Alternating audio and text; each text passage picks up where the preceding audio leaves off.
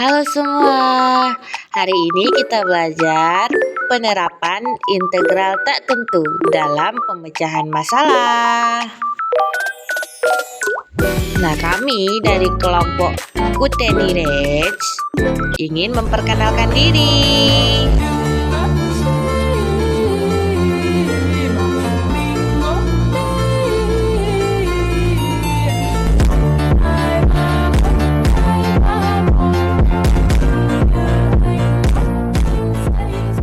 Let's go!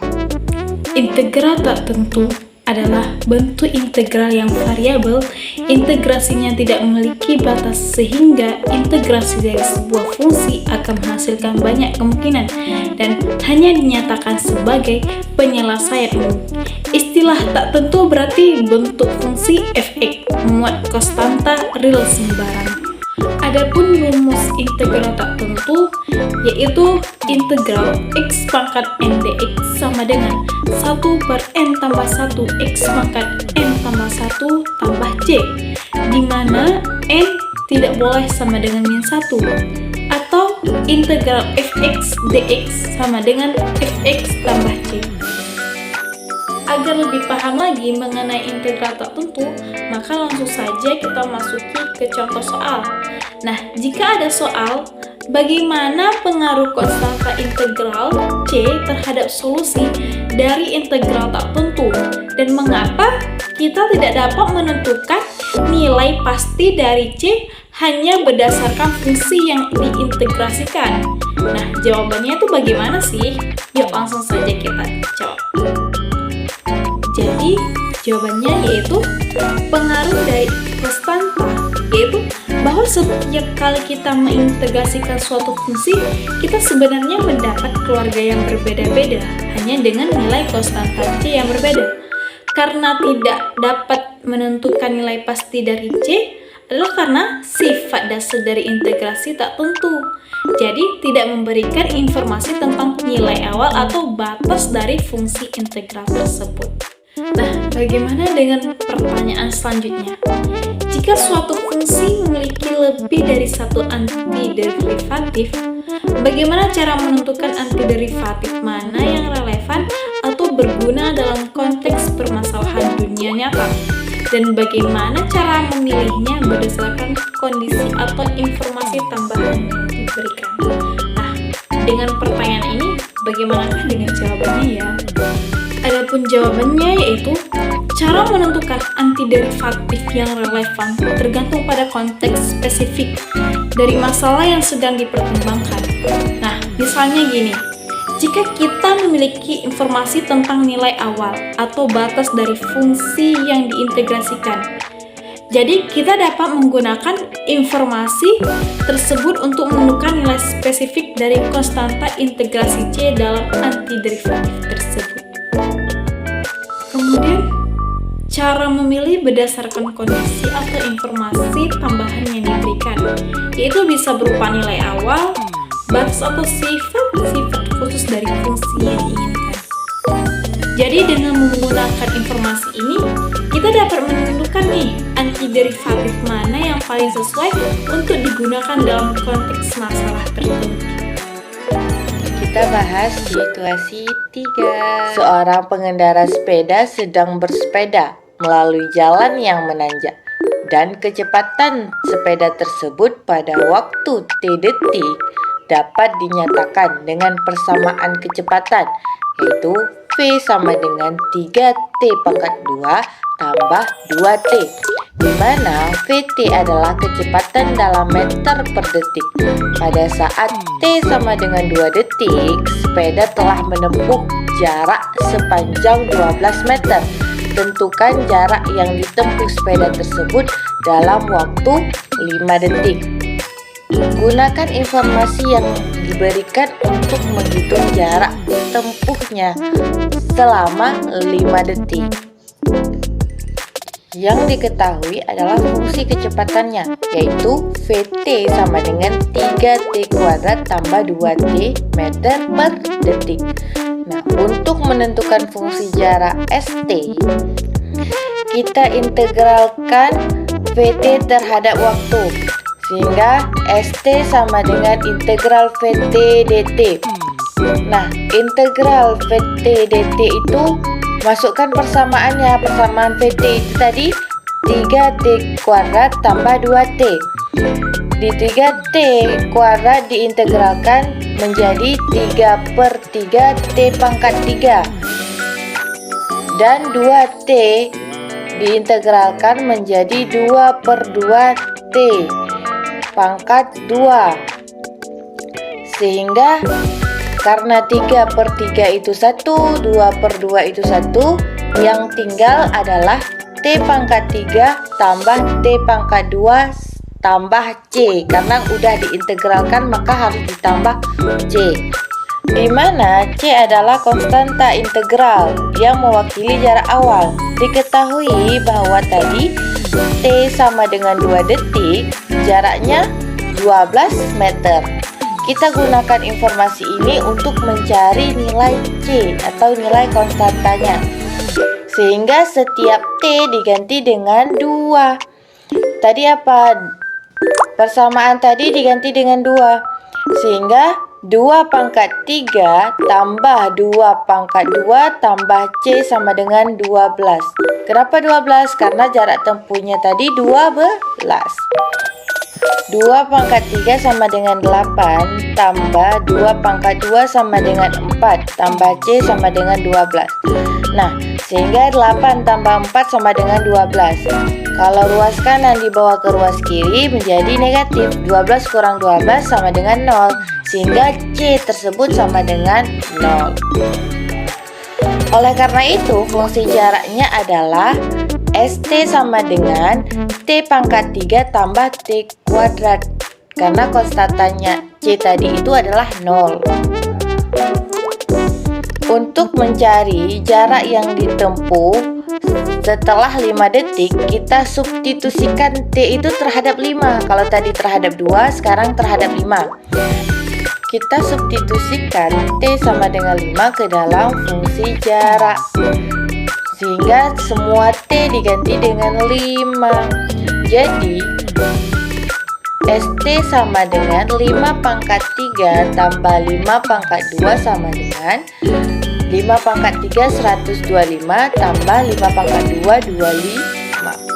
Sehingga hasilnya 125 tambah 25 sama dengan 150 meter. Sepeda tersebut telah menempuh jarak sepanjang 150 meter setelah 5 detik. Pertanyaan yang kedua, berdasarkan persamaan kecepatan V sama dengan 3T pangkat 2 tambah 2T, bagaimana Anda mengenal hubungan antara kecepatan dan jarak yang ditempuh oleh sepeda? Apa hubungan antara kecepatan dan jarak dalam konteks ini yang dapat membantu Anda menghitung jarak tempuhnya?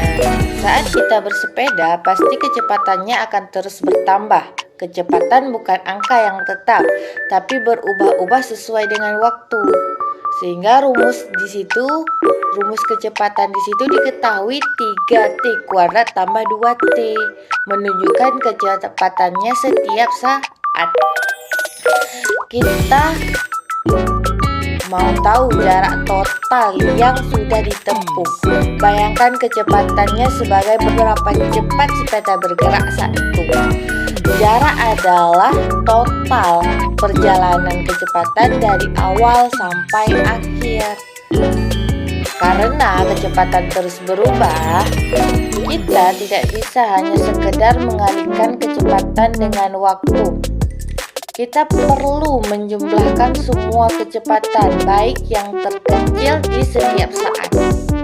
Seperti puzzle, rumusan kecepatan adalah potongan-potongan kecil dan integral menyatukannya menjadi gambar yang utuh.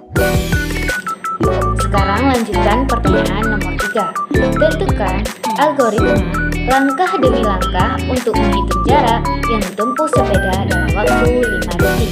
Nah, bagaimana Anda mengintegrasikan kecepatan V sama dengan 3T pangkat 2 ditambah 2T untuk mendapatkan jarak yang ditempuh. Untuk fungsi kecepatan Vt sama dengan 3T pangkat 2 ditambah 2T meter per detik. Waktu T sama dengan 5 detik, kondisi awal pada T 2 detik, jarak sama dengan 12 meter. Jarak yang ditempuh dalam 5 detik. Nah, langkah-langkahnya yang pertama yaitu integrasi. Hitung integral tak tentu dari fungsi kecepatan Vt untuk mendapatkan fungsi jarak St.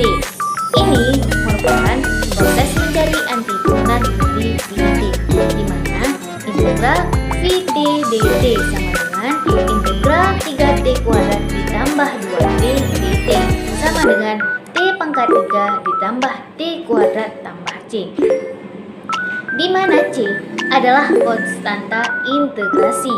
Yang kedua yaitu menentukan konstanta integrasi atau C. Gunakan kondisi awal T sama dengan 2 detik, jarak sama dengan 12 meter untuk menentukan nilai C. Dan langkah yang terakhir yaitu substitusikan nilai T dan jarak ke dalam persamaan jarak, di mana 12 sama dengan 2 pangkat 3 ditambah 2 pangkat 2 ditambah C. 12 sama dengan 8 tambah 4 ditambah C. C sama dengan 0.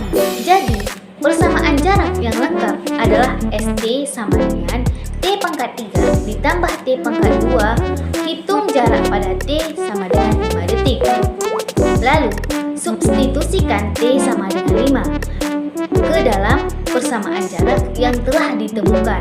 S 5 sama dengan 5 pangkat 3 ditambah 5 pangkat 2 sama dengan 125 ditambah 25 sama dengan 150 meter. Nah, jarak yang ditempuh sepeda dalam 5 detik yaitu 150 meter. Pertanyaan yang keempat, jika kecepatan sepeda berubah menjadi fungsi lain, misalnya Pi sama dengan 4T kuadrat ditambah 3T, atau jika kondisi awal misalnya jarak pada waktu tertentu berubah, bagaimana Anda akan menyesuaikan pendekatan Anda untuk menghitung jarak yang ditempuh? Apa langkah-langkah umum yang tetap berlaku dalam menyelesaikan masalah ini dengan fungsi kecepatan yang berbeda? Ikuti langkah-langkah sebagai berikut. Nah, yang pertama itu ada integral fungsi kecepatan, yaitu integral Vt dt sama dengan integral 3T pangkat 3 tambah 2T dt sama dengan T pangkat 3 tambah T kuadrat tambah C, seperti yang kita cari sebelumnya. Yang kedua, kita tentukan konstanta integral C. Nah, misalnya jika pada T sama dengan 1 detik, jaraknya 5 meter, substitusikan nilai ini ke dalam ST. Nah, sekarang 5 sama dengan 4 per 3, 1 pangkat 3 tambah 3 per 2, 1 pangkat 2 tambah C, diselesaikan menjadi C sama dengan 5 kurang 4 per 3 kurang 3 per 2 sama dengan 17 per 6.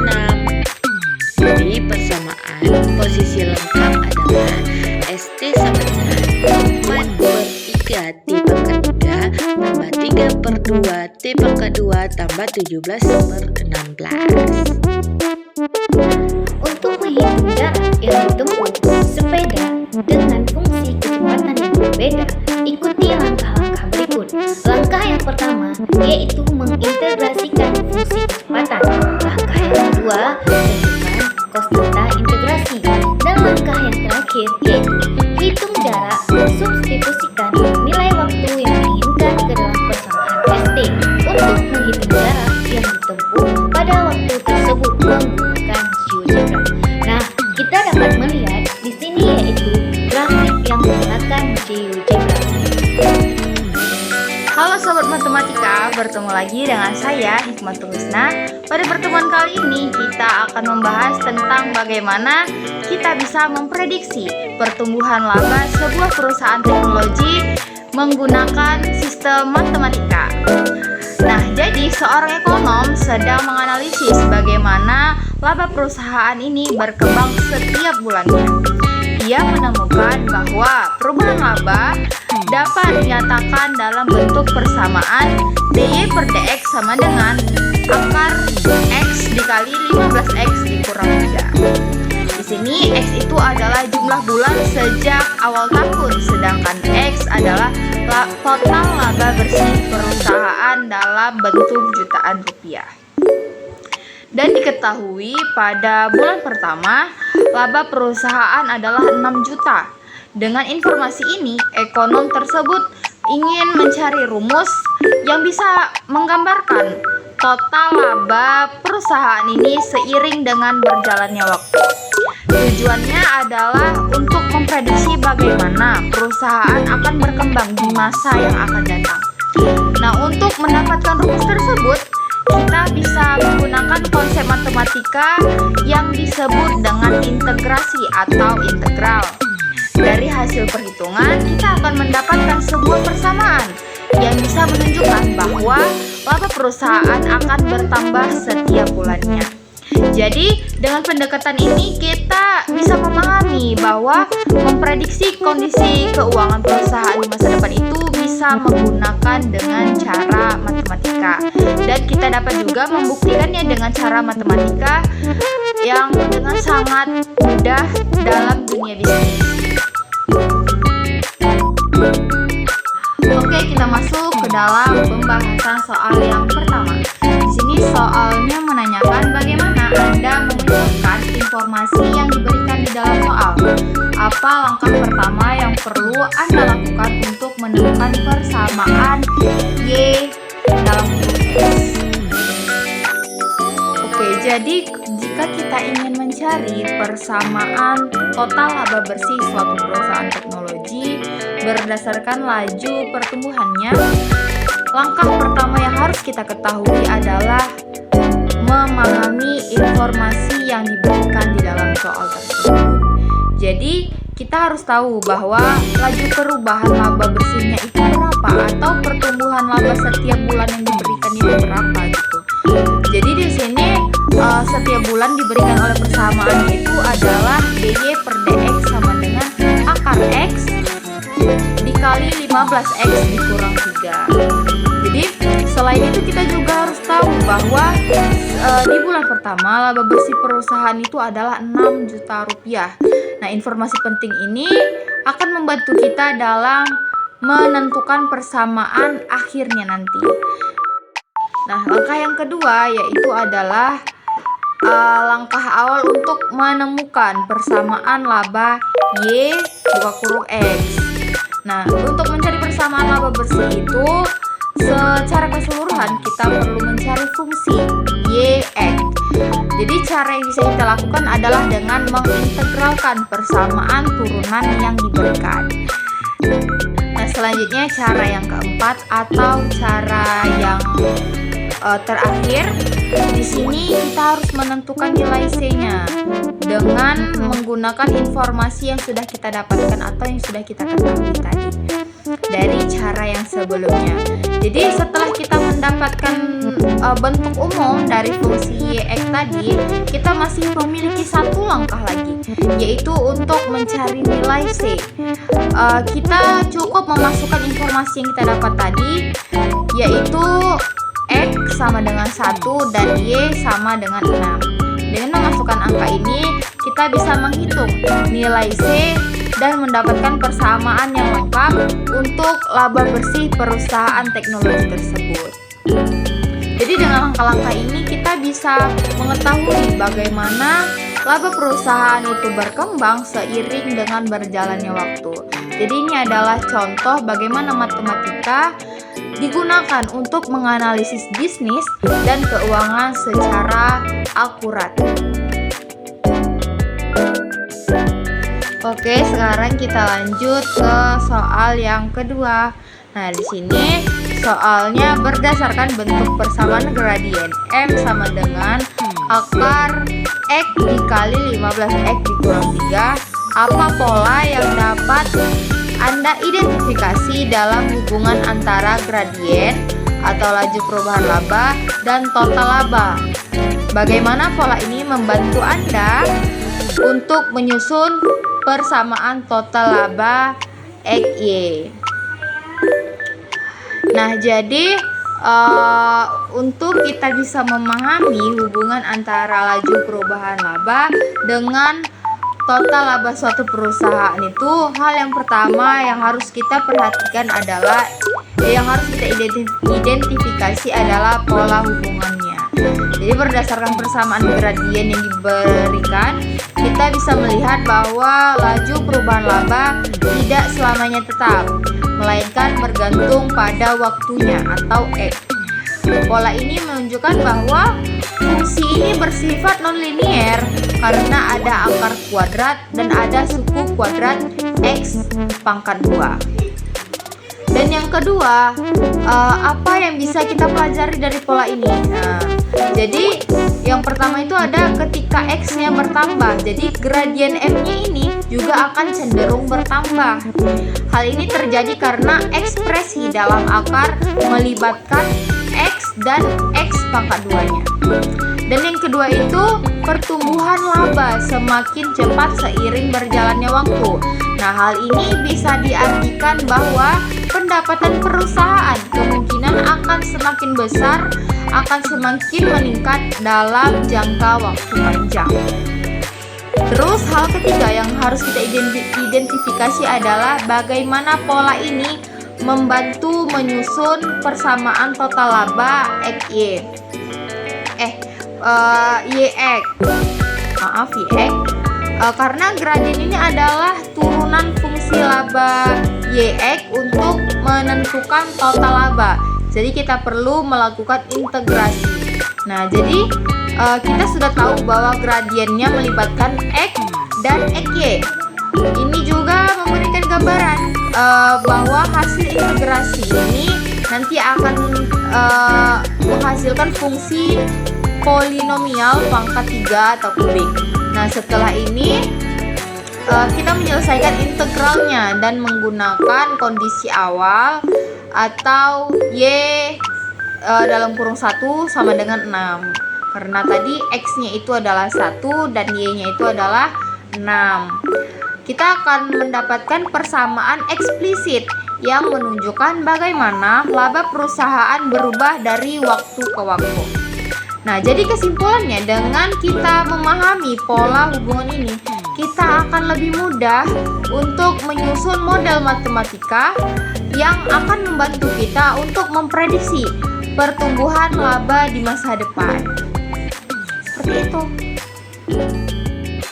Halo Sobat Matematika, Assalamualaikum warahmatullahi wabarakatuh. Perkenalkan, nama saya Melda Afif, biasa dipanggil Melda. Hari ini saya akan melanjutkan penjelasan dari teman saya Hikmatul Husna mengenai situasi nomor 4 pada soal nomor 3. Nah, di soal ini berbunyi, tentukan algoritma langkah demi langkah untuk memenuhi persamaan total laba bersih perusahaan YX yang memenuhi kondisi yang diberikan. Jelaskan langkah-langkah yang perlu diambil.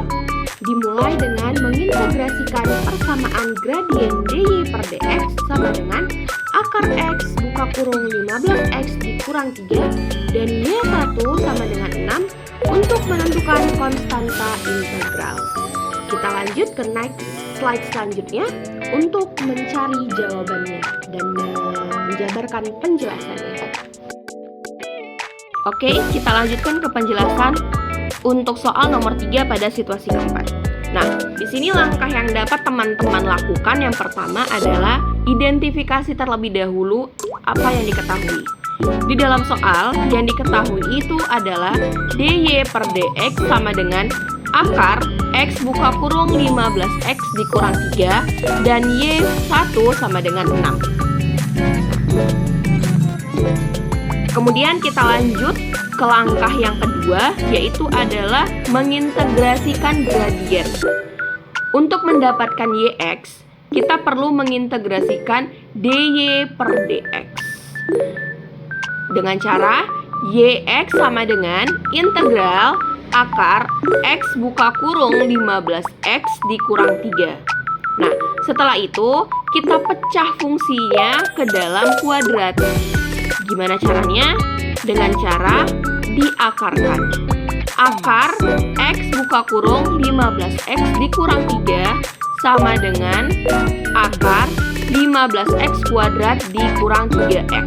Itu X dikali dengan 15X menjadi 15X kuadrat, kemudian X dikurang 3 menjadi 3X.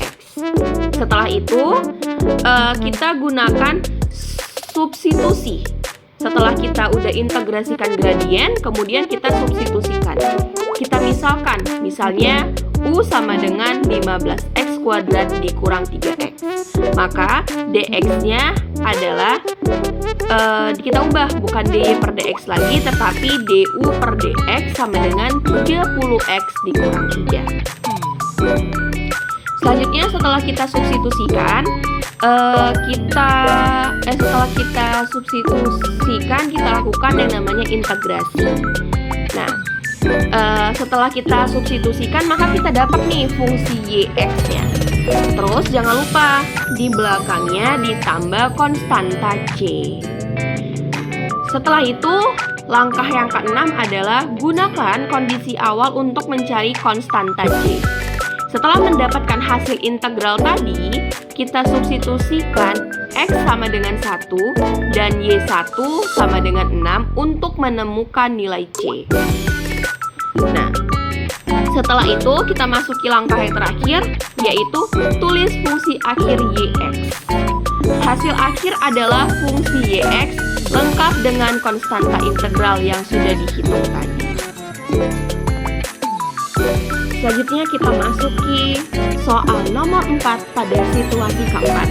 Soalnya adalah jika laju perubahan laba berubah menjadi bentuk lain, misalnya M sama dengan akar X buka kurung 20X dikurang 5, atau jika kondisi awal misalnya Y1 berubah, bagaimana Anda akan menyesuaikan pendekatan Anda untuk menemukan persamaan total laba yang baru? Apa langkah-langkah umum yang tetap relevan dalam menyelesaikan masalah ini dengan fungsi gradien yang berbeda? Buatlah grafik fungsi dengan menggunakan perangkat lunak GeoGebra. Oke, soalnya makin menarik. Penasaran dengan penjelasannya? Kita next ke slide selanjutnya. Oke, kita lanjut ke penjelasannya. Langkah pertama adalah penyesuaian pendekatan jika laju perubahan laba berubah menjadi M sama dengan akar X buka kurung 20X dikurang 5. Maka langkah-langkah yang dapat dilakukan untuk menentukan persamaan total laba yang baru adalah yang pertama, identifikasi fungsi gradien yang baru. Nah, tadi kan fungsi gradien barunya adalah M sama dengan dx per dy sama dengan akar X buka kurung 20X dikurang 5. Langkah yang kedua adalah integrasikan fungsi gradien. Untuk mencari Yx, kita perlu mengintegrasikan Yx sama dengan integral akar X buka kurung 20X dikurang 5 dx. Selanjutnya langkah yang ketiga adalah kita substitusikan dengan cara memisalkan U sama dengan 20X dikurang 5, sehingga DU-nya sama dengan 20 dx. Begitu juga dengan akar X menjadi X pangkat 1/2. Jadi integralnya menjadi integral X pangkat 1/2 buka kurung 20X dikurang 5 dx. Selanjutnya kita pisahkan integral menjadi integral 20X pangkat 3/2 dx dikurang integral 5X pangkat 1/2 dx. Kita selesaikan integralnya.